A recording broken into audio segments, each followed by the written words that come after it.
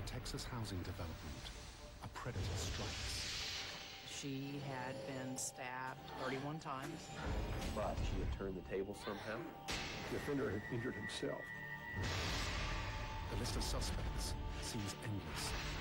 This case was like an amoeba just multiplying at an astronomical rate. So many things were happening. And time is running out. We thought this could be a serial killer.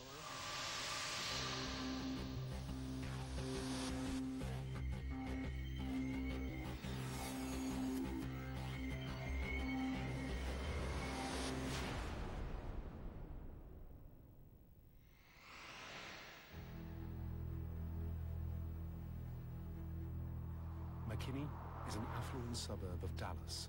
In a new neighborhood, a couple visits a show home. They were traveling around to different townhomes, and they were just doing it to get decorating tips. Entering the well-appointed foyer, there's no hint of the horror awaiting just around the corner. The husband immediately saw a large pool of blood, and he sees the body. Within minutes, officers from the Texas Rangers and the McKinney Police Department respond.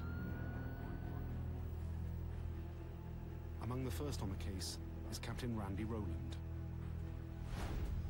When I arrived on scene, obviously the patrol division had already been there. They had strung some crime scene tape. The victim was laying partially into the kitchen dining room area. There's a large amount of blood.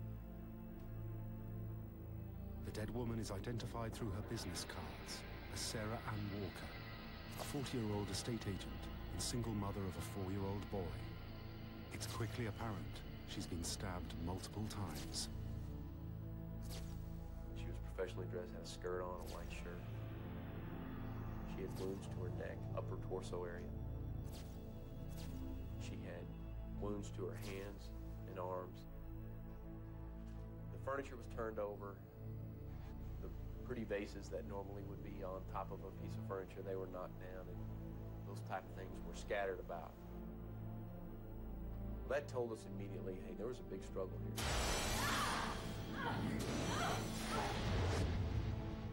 She had been moved from one area where she fell back into the kitchen area, probably in an attempt to hide the body. The first step is to photograph everything as it is, as we find it. And once the photography part of that is gone, then we start slowly working with the medical examiner's office to preserve what's immediately around the victim. Sergeant Steve Riley arrives and joins efforts to assess the carnage. You could tell from some of the wounds that she had experienced a furious attack. Sarah had really tried to protect herself. She did not go willingly or easily. Investigators quickly determine some of the blood does not belong to the victim. You find blood drops leading back towards the front door. It's obvious that the victim didn't create that blood drop. The suspect quite possibly could. The victim didn't get to the front door because the blood trail would be a lot larger. So we thought pretty early on the offender had probably injured himself. We noticed that on the back of the doorknob leading to the front door, there's blood. There's blood on the pull string by the window by the front door. Initially, when you find blood evidence at the scene that you think is not the victim's, that gives you a little bit of hope that perhaps you're going to have a DNA match. We had to be extremely methodical in our approach to this crime. We decided we should take the door handle off. As opposed to trying to fingerprint, we just take the whole mechanism. We take the mini blinds down, or we cut the cord with the evidence. Outside, more law enforcement arrives, including McKinney Police Detective Diana Tilton. When I drove up to the crime scene, I knew it was definitely something serious.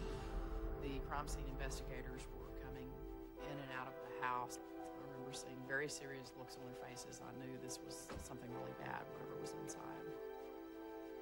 Joining Tilton is Detective Kathy Hudson. McKinney, Texas is one of the fastest growing cities in the U.S., but it doesn't have the crime that you would expect from a big city like Dallas. We have very, very few murders. I had a bad feeling about this case. Detectives begin canvassing the area, hoping to interview neighbors, but they soon discover witnesses may be hard to find. This was a brand new development, and not very many people lived in the neighborhood, so there wasn't a lot of traffic. There are no reports of anyone entering or leaving the show home around the time of the murder. People I spoke to at the scene didn't really have anything relevant to add to this case. Staggered by the extreme level of violence, police remove Sarah Walker's body from the townhouse and send it to the morgue for a post-mortem. The amount of viciousness that was obviously required to inflict that many stab wounds. I was thinking whoever the suspect was is not somebody the likes of whom we'd ever seen before in McKinney. You can never lose your humanity as a detective, and you can't allow yourself to be angry. You just have to keep your focus on your task. We can't afford to let the killer do this again. It was so important that we identify this person as quickly as possible. It's 3 hours since estate agent Sarah Ann Walker was found viciously murdered inside a show home in McKinney, Texas.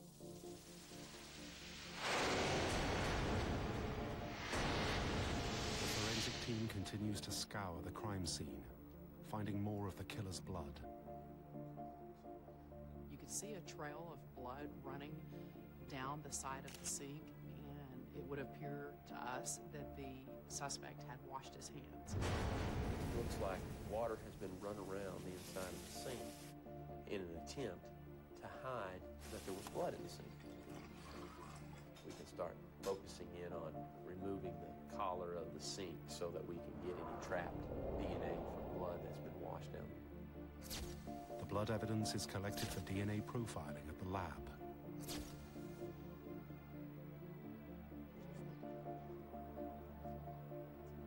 As a crowd of onlookers continues to grow, Sarah's cousin, Jessica, arrives and delivers a chilling piece of information.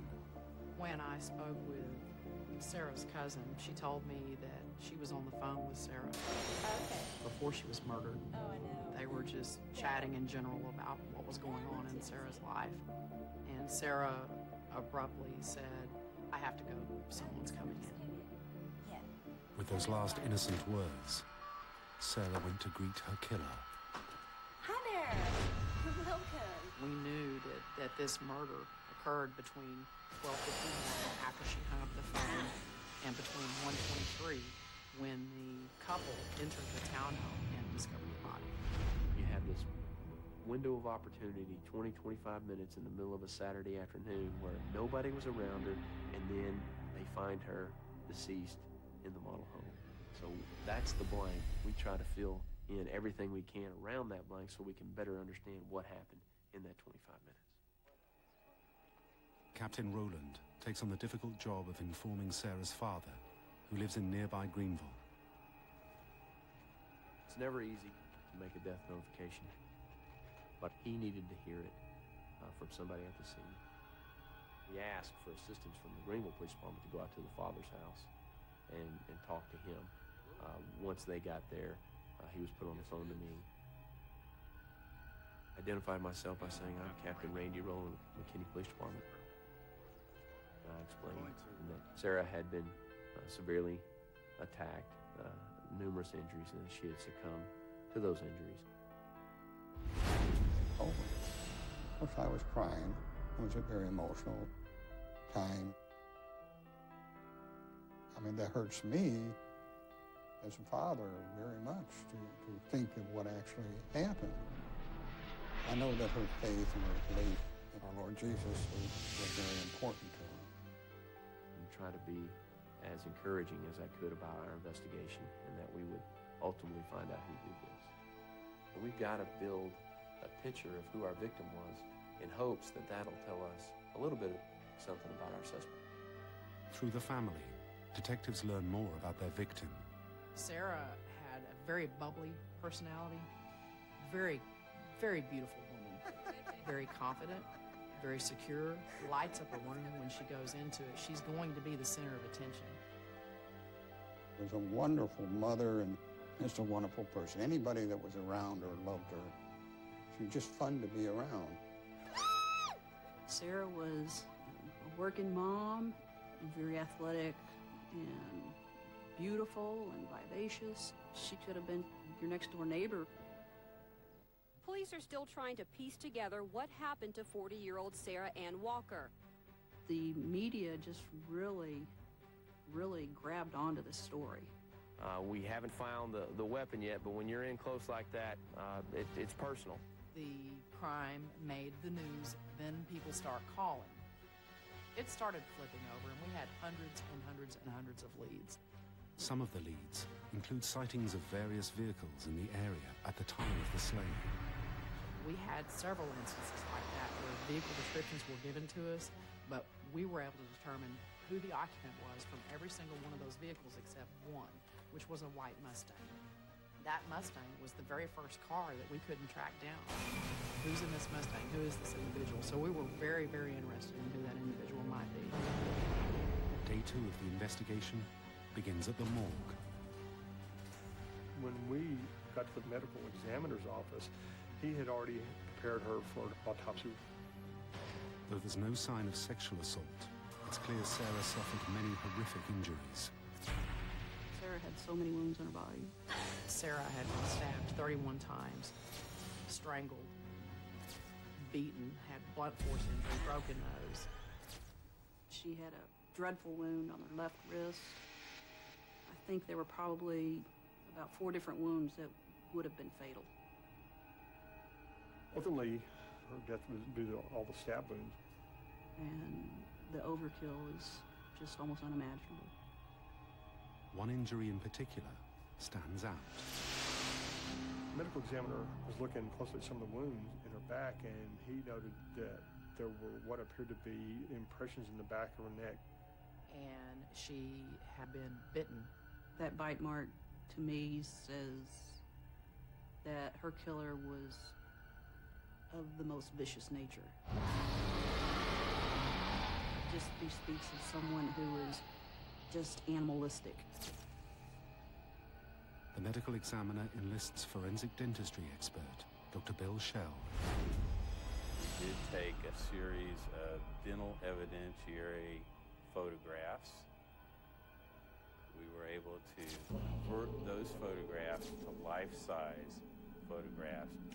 So that if we were ever able to identify a suspect in this case, we could not only have DNA, we're going to have the teeth marks he left on her neck. Having collected all the forensic evidence they can, detectives now go hunting for a killer.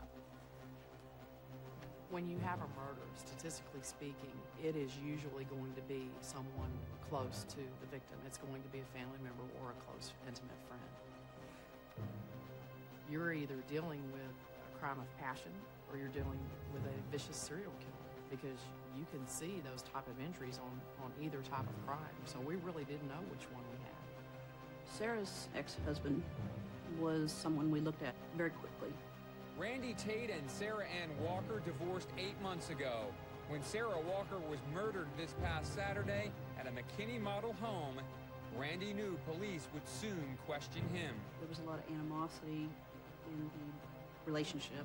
A lot of animosity occurred during the breakup.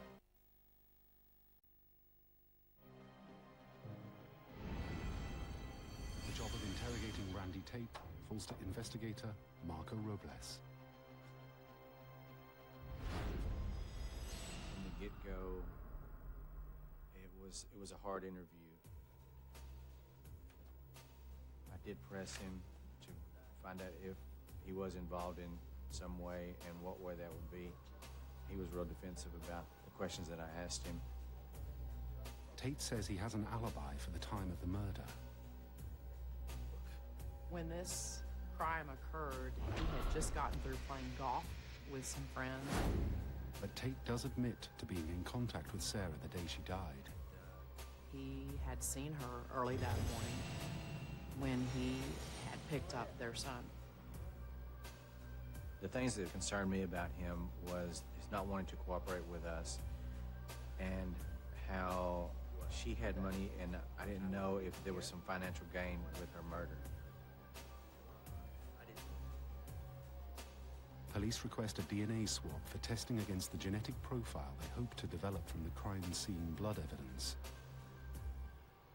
He willingly provided the saliva sample, but that doesn't automatically eliminate someone, because how do we know that he didn't hire someone to do this? So you still have to check into that person. Tate doesn't help his case when he declines a lie detector test. He refused the entire time. He had a right to say no, but it did make us suspicious and wonder, hey, if you didn't do anything, you shouldn't be afraid of that polygraph. 2 days into the case, police have a suspect who seems to have something to hide. But it will take more digging to determine if Randy Tate is a cold-blooded killer. Randy Tate was called to the police department knowing detectives would question him about his whereabouts the day his ex-wife was stabbed to death in a McKinney model home. They didn't say that they cleared me as a suspect, but they've got my timeline. You know, I wrote it down again. Detectives need more than suspects in Sarah Walker's gruesome murder. They need a motive. On day 3 of the investigation, their focus turns to the victim's vehicle. We knew Sarah's car was there. We identified it through the registration, through the license plate. When you looked in there, you could see her purse. So personal information for women is usually in their purse. We were still in the process of determining what her actions were for the last 24 to 48 hours. One of the things we discovered were some bank receipts that let us know she had gone to the bank twice on the day that she was murdered. And we asked for all the surveillance video of her in the bank because we wondered if someone was watching her. If someone was following Sarah, the tapes might reveal their identity. Instead, they reveal a new and vital piece of information. We didn't learn anything about people, but we did learn that she was wearing her Rolex watch. On her wrist was her brand new Rolex watch and a large ring on her hand. No watch or ring was found on the victim, but the savage wound on Sarah's wrist suggests she may have been killed in a struggle for her jewelry. Maybe this was someone whose motive was robbery. This could have been a robbery that went bad. Police search Sarah's home for any clues to the missing valuables. We were able to find the Rolex box and receipt showing that she had just purchased it the day before she was murdered. If the killer sold the goods, authorities may be able to identify him through a statewide pawnshop database, or even through the public. Police say CBS 11 News viewers could help by locating jewelry stolen from the victim's body. A David Yearman ring she was wearing that morning at the bank, and a brand new Rolex watch. We entered the serial number for Sarah's watch into the database, and we never got a hit. Though it now seems certain the killer stole Sarah's jewelry, investigators still doubt whether robbery was at the heart of the slave. This was not automatically a straight-up robbery by a stranger. This still could have been a crime of passion, and they stole from her after they killed her. What happened inside that scene was so passionate, it's still got to be somebody that, you know, was really angry, really upset, and maybe they took those items to throw us off. Randy Tate remains a compelling suspect, but detectives now turn their attention to others who might have wanted Sarah Walker dead. What they find is alarming. There was one woman we looked at pretty close, and that was the first wife of Sarah's ex-husband. His first wife felt like Sarah had stolen him from her. So there were some feelings of animosity. And so that was what prompted us to call her in for the interview. The woman's name is Rebecca Williams, and she soon gives investigators even more reason to be suspicious. She worked within 1 mile of where the murder occurred. She was one of the first people to arrive on the scene. And she shopped at the same jewelry store that Sarah did. So that made us think, could she have had something to do with this? Could she have lost control? Were there jealousy issues involved that went beyond, not only did you have my ex-husband, you've got some jewelry I wouldn't mind having too. I'll take that Rolex, I'll take that ring, you owe me. We don't know. Interest grows when police learn that on the day after the murder, Rebecca Williams visited the Dallas jewelry store where Sarah purchased her Rolex. One of the things we discovered was that the other ex-wife had a necklace that needed to be repaired, and what was strange about it, there was some blood on that necklace. Is that blood Sarah's? We don't know. So what if she also ripped a necklace off of this woman while she fought? That's what we were thinking. We had to get a search warrant, grab her necklace, get it to the lab really, really quickly, get a swab of the blood that was on that necklace, and then give the necklace back to the jewelry store so they could continue fixing it and then call her and say, your necklace is ready. But until the forensic lab generates a DNA profile of the killer, police have no hard evidence against Rebecca Williams or Randy Tate. And that profile may still be weeks away. As any fan of modern crime television will tell you, the cases are very easily solved all in 1 hour. In reality, that just doesn't happen like that. It's not as easy as just plugging that DNA into a computer and, 2 seconds later and a couple of beeps and out comes your name, your suspect, where he lives, what he's been up to for the last 20 years. It takes a lot longer than it does on television. You have to work the facts and work the leads, and then do not let yourself get caught up into a single-minded theory. Sure. When I work a murder case, I prefer to keep a photograph of the victim in my cubicle where it's right in front of my face. A smiling photograph of them, not a crime scene photograph. This motivates me. 4 days after her murder, mourners gather for the funeral of Sarah Ann Walker. Sarah's funeral mass was at St. Monica's in Dallas. It was one of the largest Catholic churches in Dallas.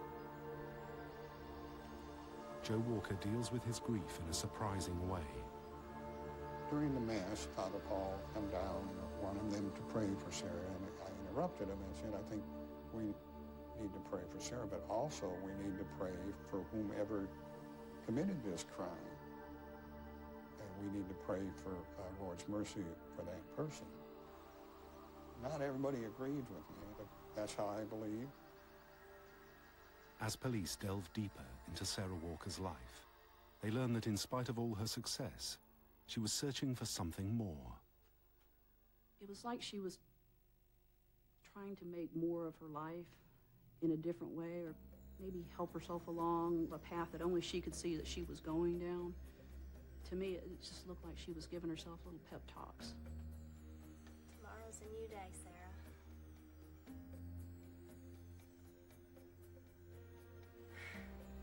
This same drive to achieve applied to her personal fitness as well. She was very, very strong for her size. She was very, very athletic. Pressing on in the search for Sarah's attacker, police look into anyone she may have been romantically involved with. We had to track down any possible men in her life. Her most recent boyfriend was Bobby Carson. She was dating someone that she worked with that was madly in love with her. And she was trying to keep it casual, but he felt stronger about her. So we thought, this has some potential here, just on its surface. The list of possible suspects grows even longer following an examination of Sarah's laptop. In order to kind of get back into the swing of the dating life, Sarah had decided to join some online dating sites as a way to possibly meet some new people. So then we had to subpoena those dating sites and look at everyone that had emailed this gorgeous, attractive woman on this profile. And the list gets longer still when reports surface Sarah was in conflict with several clients over real estate deals gone bad.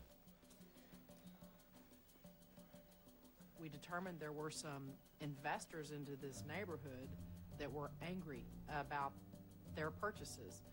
So we also had to wonder, how angry were these investors? Did anyone lose their life savings? Was someone angry enough to get some sort of revenge on Sarah?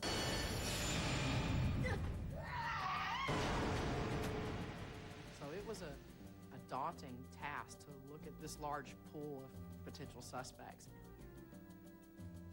There was nothing linear about how this case was processed or how it was investigated. It was like an amoeba just multiplying at an astronomical rate.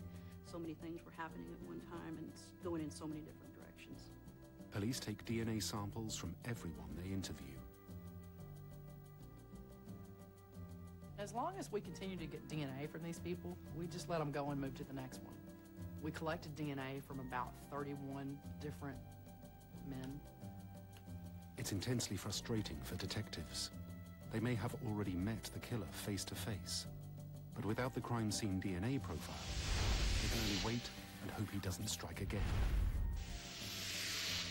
Because if he did this to Sarah, we were afraid that he could do it to somebody else.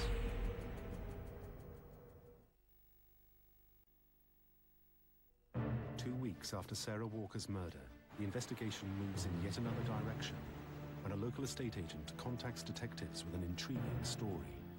Cindy Redstone recently had a disturbing encounter with a mysterious house hunter. She told us that she had been contacted by an individual that wanted to look at some property. The man had introduced himself as Dr. Michael Zayas. But he never was really interested in the property, he was more interested in her. And she started feeling very uncomfortable about him.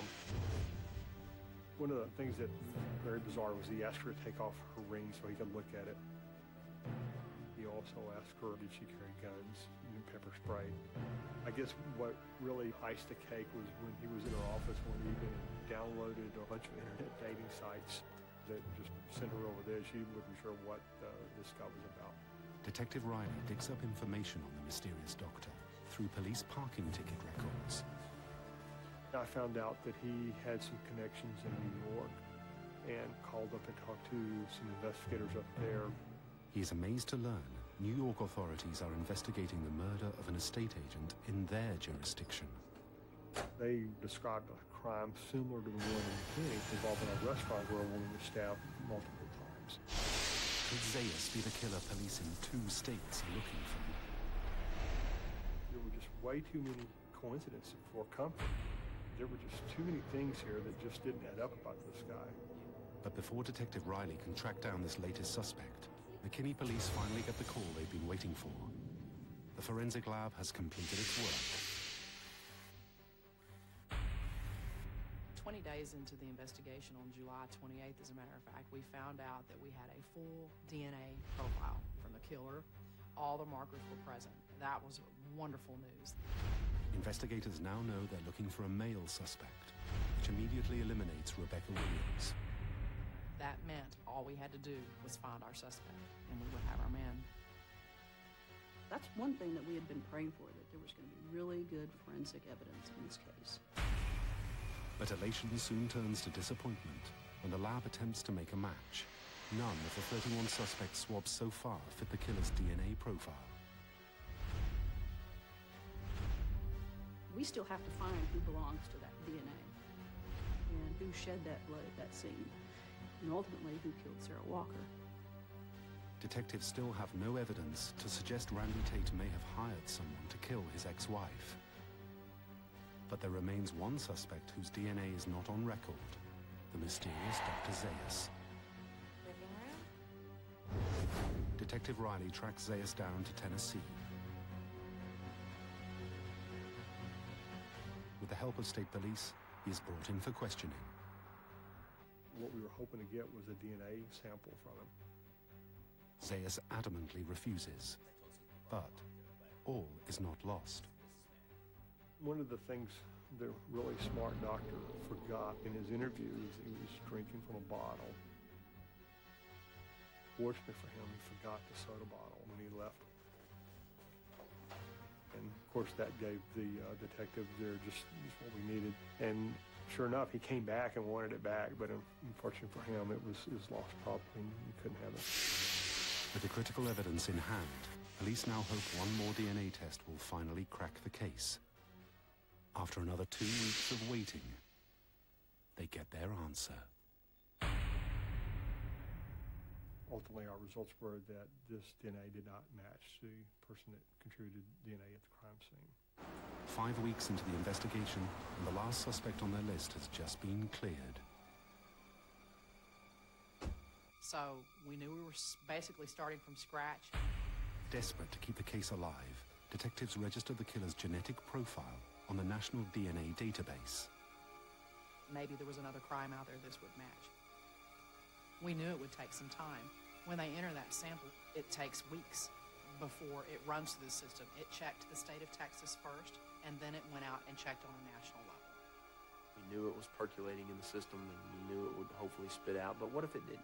What if this was the first time this person had ever committed a crime and their DNA wasn't in any type of database? So we had to continue with the investigation, regardless of what type of evidence that we had. Though the investigation has stalled, police refuse to give up. They now turn to the only remaining lead they have, an unresolved tip from day one. We still had not been able to determine who was in the white Mustang. This was something we still needed to come back and return to. Investigators follow up with the couple who reported seeing the car. The realtor and her husband were in the area the day Sarah was murdered. This realtor had received a phone call from someone she identified as Chan Lee. So Chan Lee phoned you? The estate agent explains the so-called Chan Lee had contacted her about viewing a new home. He gave her the name of the hotel he was staying in and said that he was from North Carolina, and he said his name was Chan Lee. The phone call was disconnected before they could confirm the time that he was going to show up. So she tried to call his hotel with the room number that he gave her to confirm the time, and was told that there was no Chan Lee in that room at that hotel. Unsure if it was a simple communication mix-up or something more sinister, the agent took precautions. Instead of meeting him alone, she decided to bring her husband with her. And they actually did see an Asian male in the development there. When they asked if his name was Chan Lee, he wouldn't answer. Instead, the man quickly drove away. The couple waited a while longer, but no one else arrived. That time, they figure out that their client's not going to show up. They decide to go ahead and leave and go get lunch. On their way, they drove by the show home where Sarah Walker was working.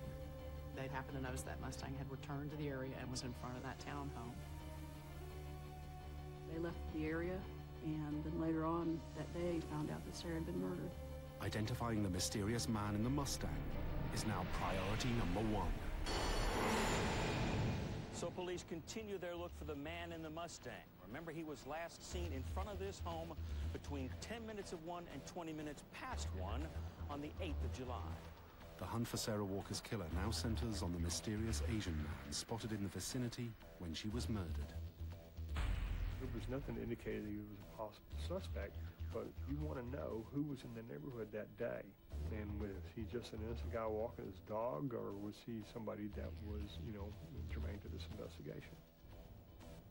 But the eyewitnesses provide only a vague description, and police have no other information to go on. We ran out of all avenues to figure out who this Asian male might be. With nowhere else to turn, detectives take a chance on an unorthodox technique: hypnosis.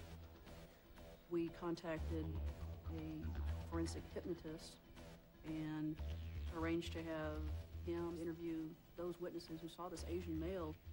Richard Shing is a forensic hypnotist with the Texas Rangers. Actually, when we're in hypnosis, you're just in a relaxed state of mind, and you're blocking out all the external stimuli, and we're allowed to recall a little better and a little more clear details that occurred.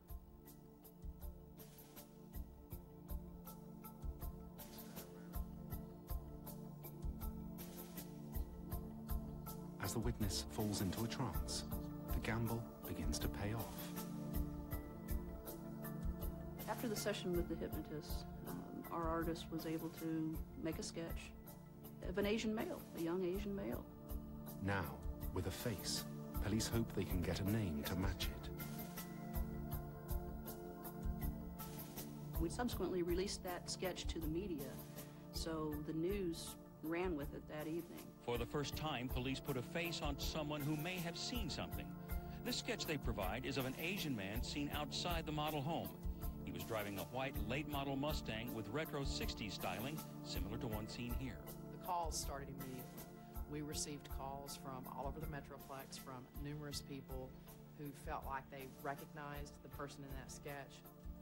But before detectives can follow up on all the new leads, the case takes a dramatic turn. DNA analysis has finally unmasked the killer.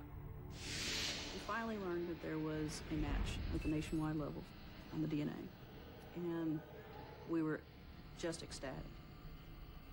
But their excitement soon turns to frustration. The National DNA Lab can't release the killer's name. There is a process they go through whereby what they do is determine that the sample they had from the suspect was totally legally obtained. The unfortunate part about this is when this happened was right before Labor Day weekend. None of these labs work over the weekend, and they're not going to work on Labor Day holiday. So we have a murderer running around somewhere, and we're going to have to wait till Tuesday before we find out anything, and maybe not even then. So our crime scene detective called the lab and begged for information. McKinney police managed to pry one crucial detail from the lab. The killer lives in nearby Carrollton, Texas. We still didn't know who he was, but we knew he resided in Carrollton. Checking all the tips that have come in since releasing the sketch, investigators make an intriguing discovery. One of them is from an estate agent in this same town. Said she thought that this same guy had been at her house the day before Sarah was killed. Police contact Barbara Johnson in Carrollton and hear a harrowing story. She gets a knock on her door. She answers the door, and there's a man standing there, and he says, "My car is broken down behind your house. Can I use your phone?" "I'll bring your phone." She becomes suspicious about this guy. And she goes back into her house. He comes into her backyard and starts banging on her patio door so hard she's afraid he's going to break it. This is when she finally called the Carrollton Police Department. So the Carrollton Police Department responded very quickly, and they actually stopped an Asian male driving a white Mustang within a very short distance of this woman's house. The Asian man convinced police it was all just a misunderstanding. No charges were laid. But Carrollton police did get the man's name, and now they pass it on to Detective Tilton. Oh, I screamed. And I said, "The case just broke. The case just broke. I think we have our man." The suspect is Kosul Chantakuman. We want to find this person. And so we send a team of detectives out to the last known address. And lo and behold, there's a white Mustang. And there the suspect was talking to somebody. Did not make contact with him, but we verified that he was actually in the area where we believed him to be. And we start our surveillance. So that weekend, we tried to keep tabs on him, and we tried not to scare him off by making ourselves too obvious. Police are almost certain they finally have found their killer. This puzzle, all the pieces started falling together. But they still can't close the net until the DNA lab comes through with conclusive results. That was just torture, waiting for the official confirmation of something we already knew. It was killing us. After 8 weeks of intensive investigation and countless dead ends in the Sarah Walker murder case, police now have their sights set on Kosul Chantakuman, a suspect seen near the show home where she was murdered.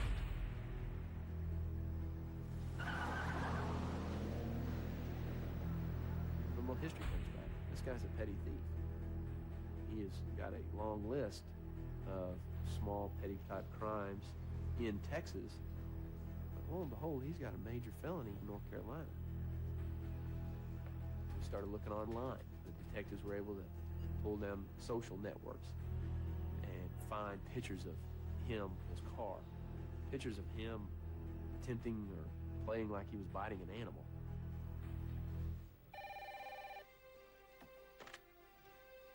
when the lab called, she said, I can give you the name. They knew how excited we were. And I said, can I give it to you instead? And she goes, well, I guess so. And I said, Kasol Chenpakaman? She goes, how could you possibly know that? I said, that's him, yes, yay.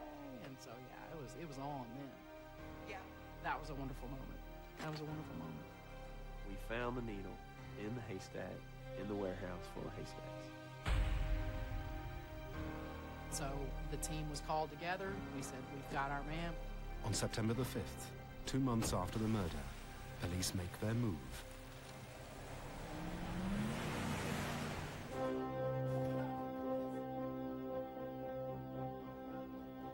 It was just a simple knock on the door. He opened the door, and before he could say anything, he was taken to the ground. It was really fast.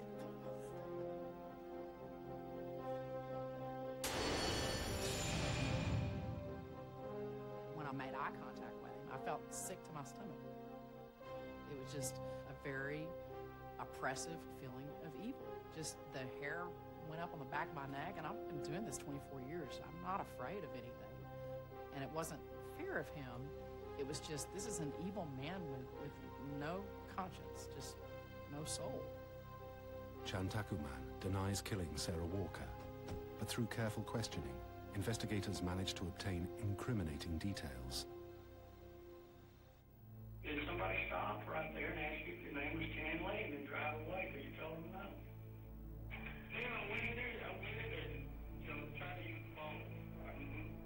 Nobody was there. The story that we ultimately got him to talk about was, yeah, he was probably in the neighborhood and he could have had car problems and he might have went in there to ask to use the phone or get a drink of water. Is there any reason that you might have injured yourself in that place? Yeah, I'm always cut. I'm cut from racing. Have you got cuts on there now?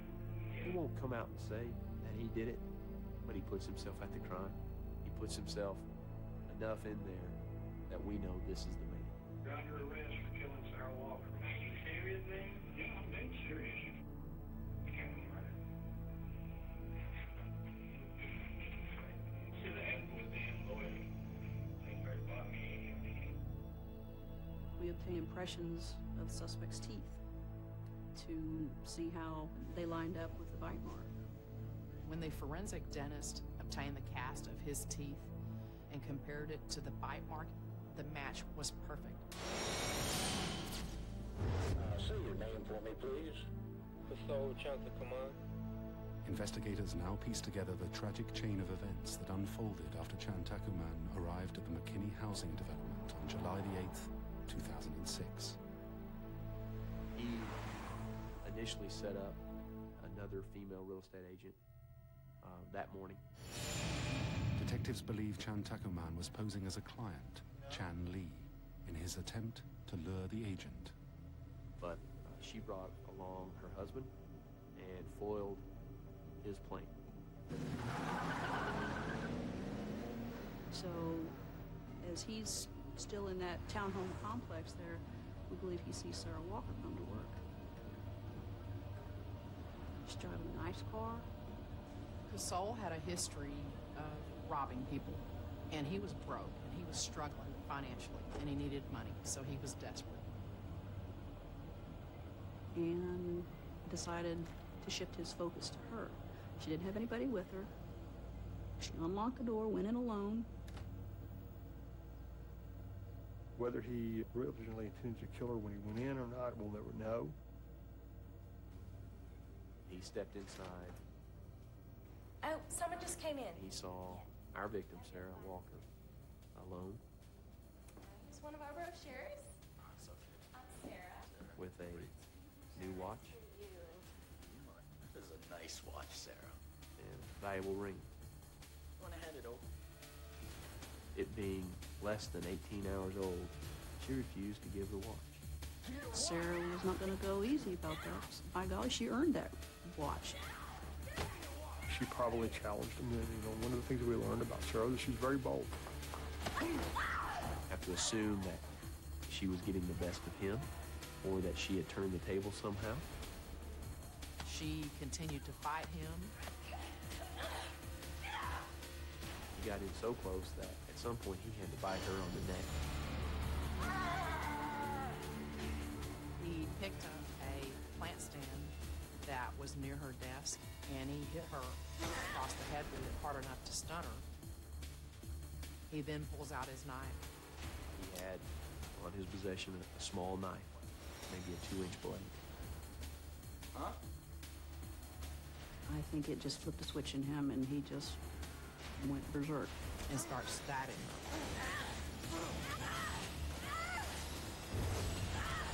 At that point in time, once it started, he didn't know how to stop. But he just keeps stabbing and stabbing and stabbing. I mean, he was just nuts. He just kept stabbing. They were vicious. And because she fought so hard, I think she saved a lot of women from that same fate, because she caused him to cut himself. She caused him to shed his own blood at that scene, so we got that DNA sample. Once she was completely subdued, he literally cut that watch off of her wrist. We never found the watch. We never found the ring. We don't know if he pawned them for money. We just don't know, and he's not telling.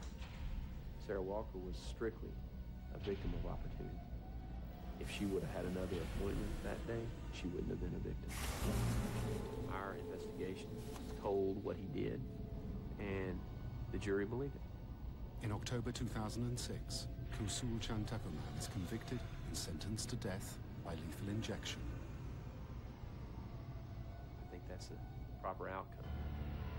Penal rehabilitation for him didn't work the first time he was in there.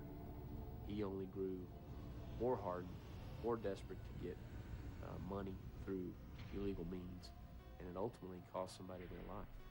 He had a second chance, didn't he?